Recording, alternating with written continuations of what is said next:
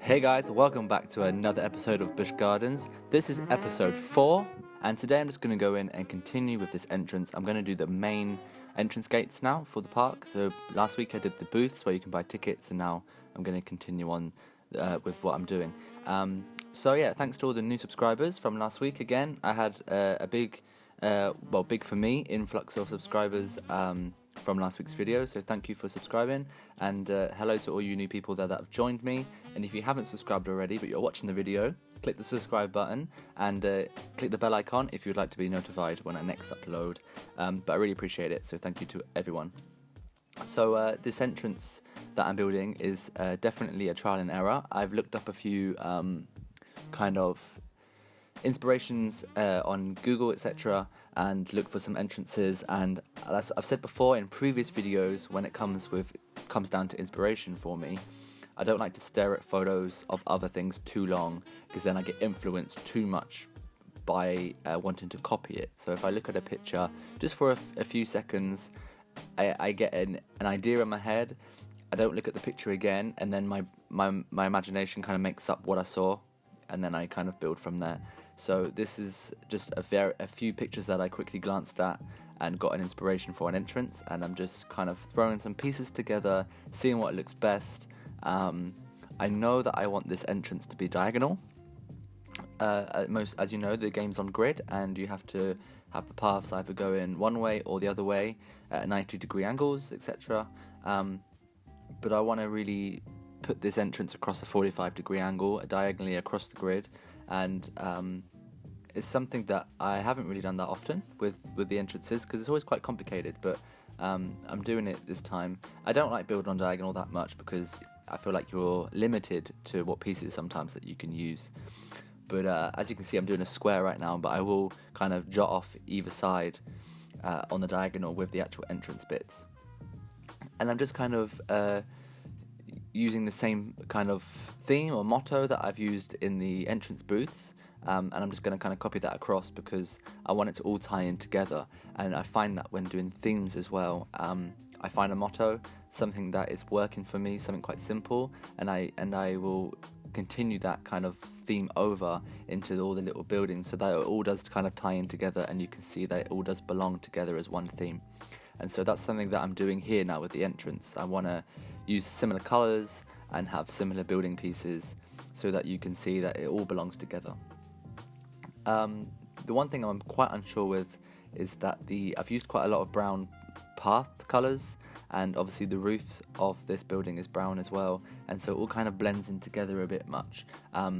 So that's something I might tweak or figure out as I go along. Maybe as the entrance plaza kind of starts to form, I can figure out kind of what colours and if things are looking a bit too brown. But that's something I can always change at a later date. So this entrance, I wanted it to be, like I said, on diagonal, but I also wanted to have like a slight semicircle going on.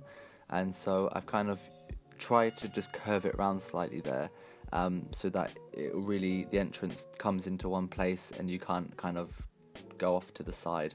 I find if you do a straight entrance, there's always this awkward moment, which I've had before when I've been building, that you don't know what to do at the sides, and you end up just kind of filling it with trees or something, which is something that I kind of do on the left side, as I don't want the path going up the left side. But I do kind of fix it, and having it curve around a little bit more kind of reduces the gap between the edge and the building, so it's not too bad. If in doubt, trees and rocks, I always say, so that's the easiest way to fill in the gaps. But I'm quite happy with how this is forming so far. I'm obviously using mods. I'm using the Shy Guys 2 set mostly for this one, for the diagonal roofs. The diagonal roofs are from Shy Guys 4, but the wooden panel walls there that I've used on the side are from Shy Guys 2, and I love those Shy Guys sets. I couldn't really build what I build without those sets. I really like them. So as you can see there, I've just added a red there to some of the roof pieces, which just ties it in now to the entrance booths. I just want to make this entrance pretty. I've not really gone for a theme. I just wanted it, like I said, a bit generic. I think it's hard. Well, I could have done a theme, but I was really torn between kind of what theme to do. I didn't want to copy the existing Busch Gardens parks, and I just decided to go for something generic, have a generic entrance plaza, and then I can split off from the entrance plaza and then start working on different themed areas.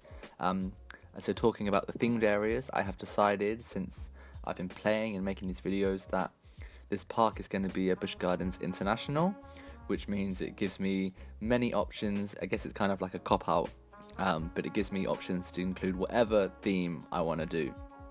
So I don't have to just stick to Europe or Asia or anything like that. I can actually do different countries from around the world and have different areas. So I'm planning on having a German section, of course, and maybe Egyptian, and having some Russian areas, or maybe French or Italy or America, Japan. These are the kind of ideas that I've got floating about right now. If you have any good ideas, then let me know down below what you think I could do for the themed areas.